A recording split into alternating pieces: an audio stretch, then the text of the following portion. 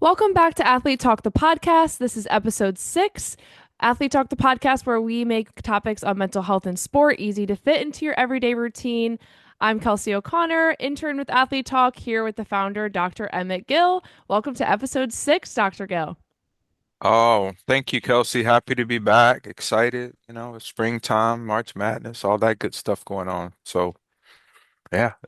Yeah, going right into it. We're going to be talking about March Madness today. And I mean, there are so many ways that we could talk about this in relation to mental health, player well being, the gambling that kind of goes into the pressure behind performance as far as March Madness. So, if you're ready to get right into it, Dr. Gill, I wanted to kind of touch on what we talked about, which is the fact that the American Gaming Association estimates that Americans will gamble $3.1 billion on men's and women's tournaments during March Madness, which doesn't even include illegal bets or entry fees for bracket pools, which, to be honest, I did not realize they were technically illegal until I Googled it.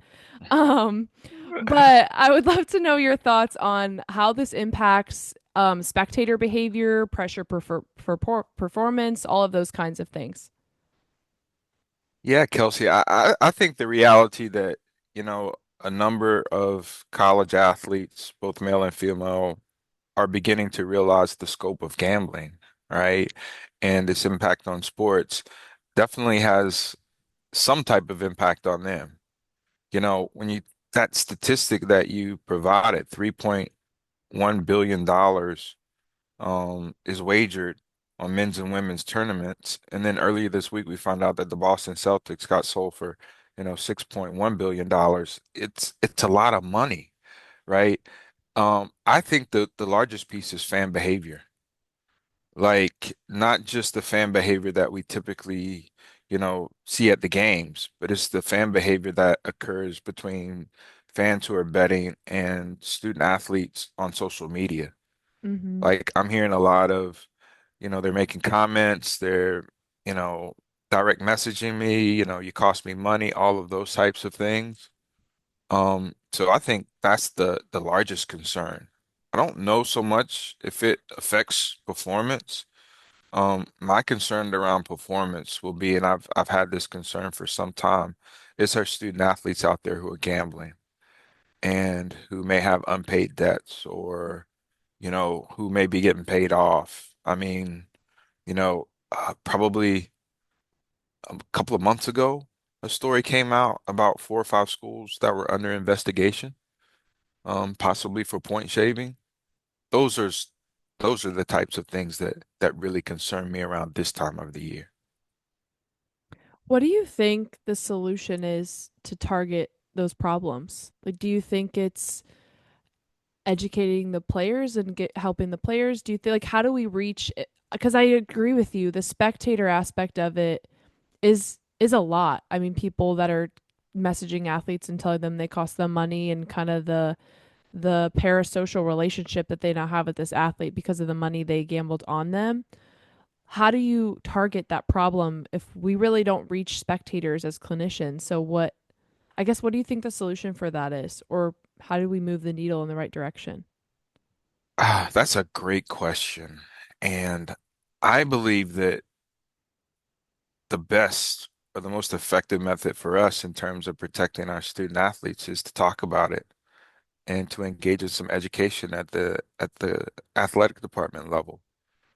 And I don't know if that's happening.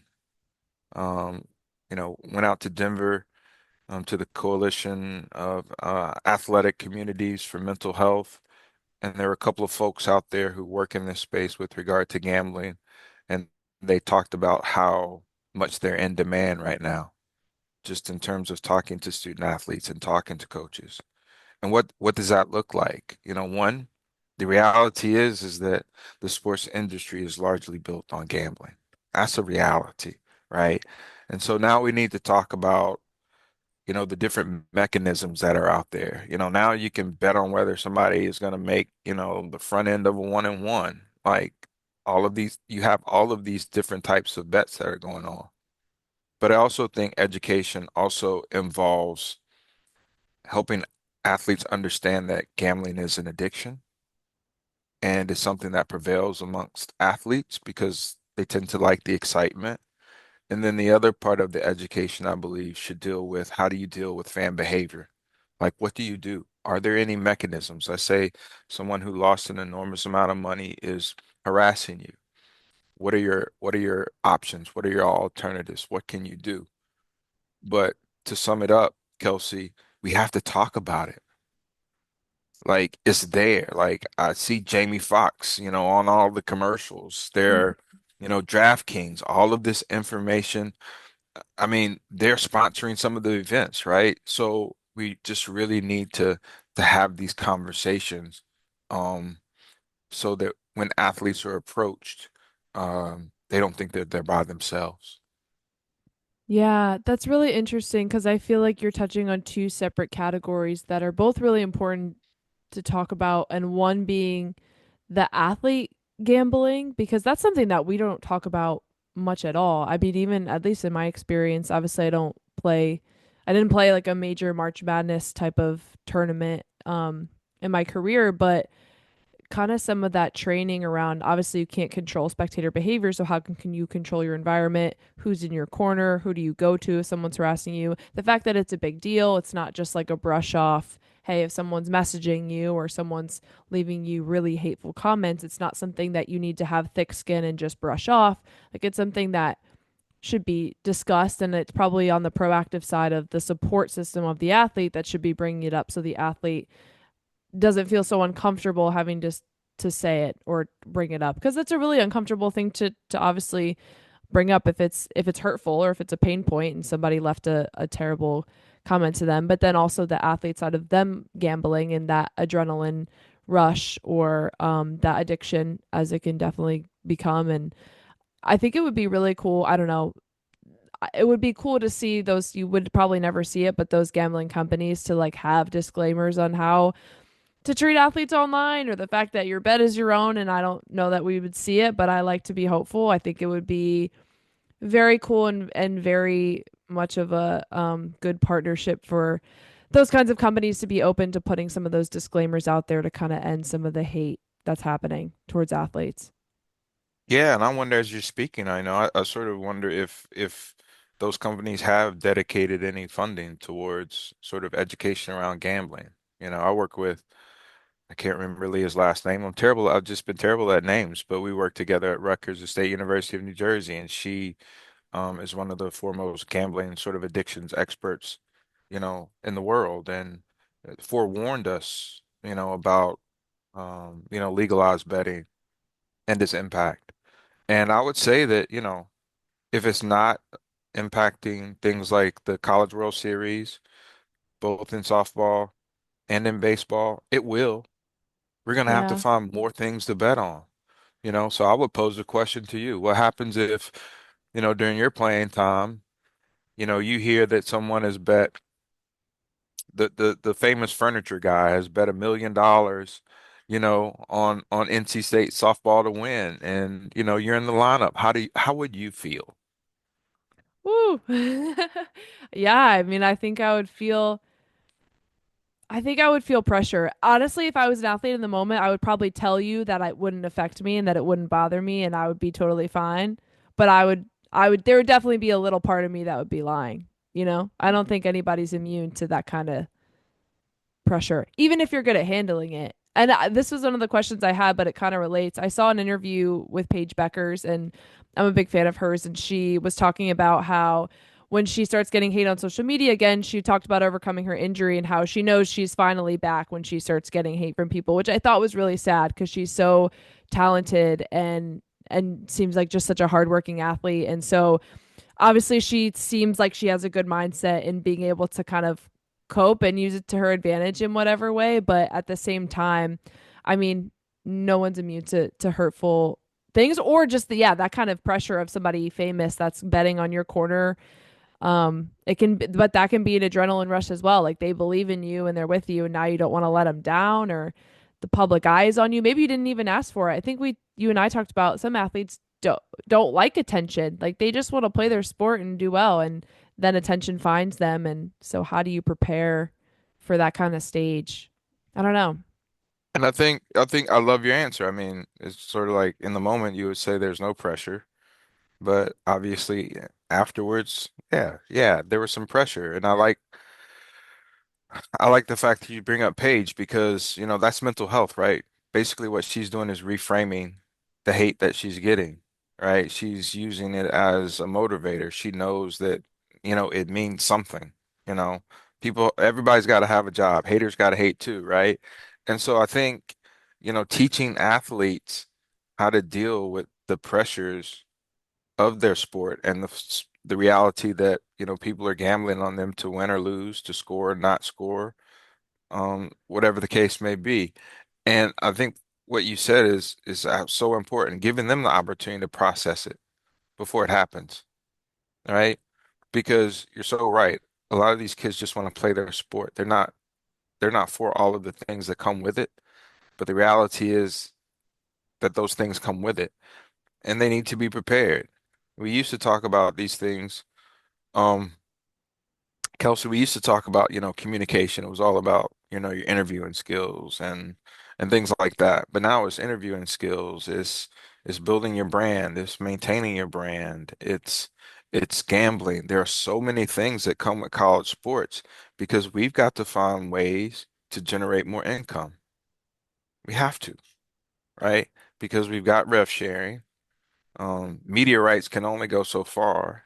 So we have to find more revenue streams. And a lot of those revenue streams are going to depend on athletes increasing their exposure to the public, whether it's via social media, commercials, appearances, um, whatever the case may be. It's no longer you're just going to play your sport.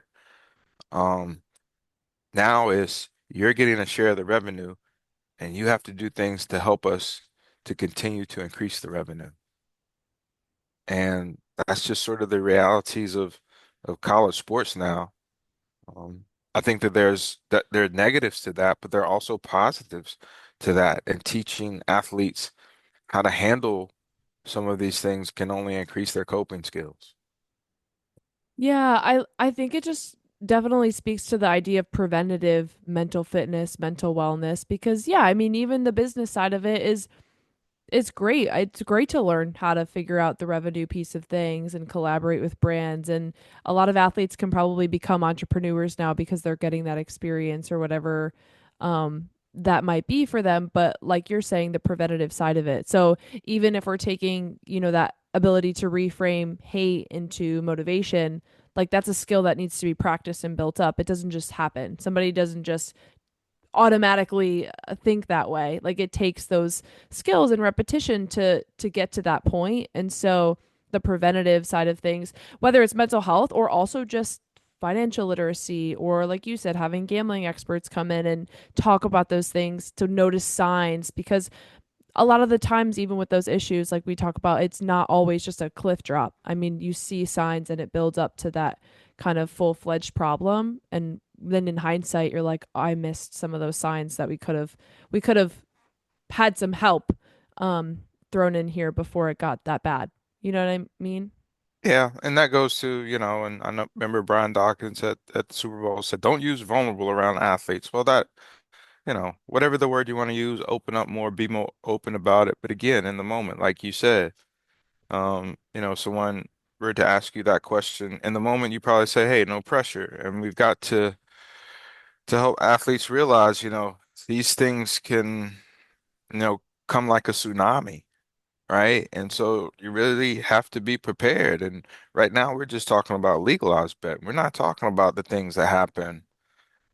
There's betting that happens on campus. There are bookies on campus that are illegal bookies. You've got friends who gamble. You've got family who gamble. All of this at this particular time of the year, March Madness can come back on an athlete, and there could be dire consequences.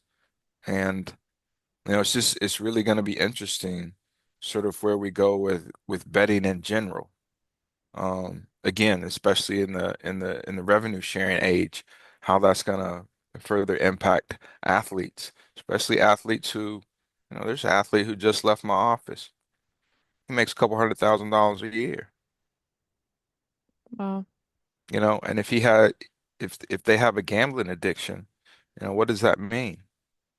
So It's a lot to unpack. Um, but I think the education piece and just having conversations like this and having conversations in the athletic departments, that's where we need to start or continue moving in that direction.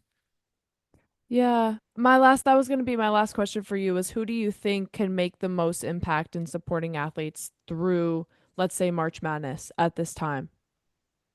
I think coaches. And I think coaches really have to talk about it, in particular, both on the men's and the women's side. At this time of the year, you've got to talk about it. $3.1 billion is being wagered, on tournaments or something to that effect. March Madness creates 98% of the revenue for the National Collegiate Athletic Association. Um, Players respect their coaches, they listen to their coaches. Coaches have got to talk about it. Um, there's just there's far too much on the line. And the interesting about it is, the not the interesting, but the sad part about it is that let's say there's a kid point shaving in this year's tournament. We won't hear about it for 4 or 5 years. Um, I know that there are more mechanisms in place to recognize illegal betting patterns, but it's just so hard to do. So I think the key is coaches. Really. I mean, what would it take for a coach, get a March Madness, have a 5 minute, 10 minute conversation, bring in an expert, have them talk to about the different ways that individuals can get at you. It could make the difference, in a kid's life long term. Yeah, I absolutely agree with you. I think coaches just carry so much weight. Athletes do respect their coaches, or even, yeah, they listen to their coaches. Their coaches are the people that they see every single day. Their careers are guided by their coaches. And so, yeah, I completely agree with you. So, as we kind of wrap up, if there's any coaches listening, we do have some plans on gambling on the Athlete Talk app. If you should check them out, as you should during this time specifically, and reach out to us via Athlete Talk. We would love to talk with you about this topic and be That's right. helpful to your team. So, for our coaches listening and also our athletic departments, we would love to be part of this conversation with you. But anything else, Dr. Gill, as we wrap up? No, no. I know my brackets are busted, so I'm just Me too. I'm just rooting for my two favorite teams, the Houston Cougars and the Duke Blue Devils. Um, and yeah, but just enjoy this time talking with you and processing some of this stuff. I really appreciate your time, Kelsey. Oh, thank you. You too. I appreciate this time too. This was great. It's a great conversation. And for everyone listening, thank you so much for tuning in with us again. Be sure to follow us on social media at Where Athletes Talk and reach out to us to let us know what topics you want to hear next. And we'll see you next time.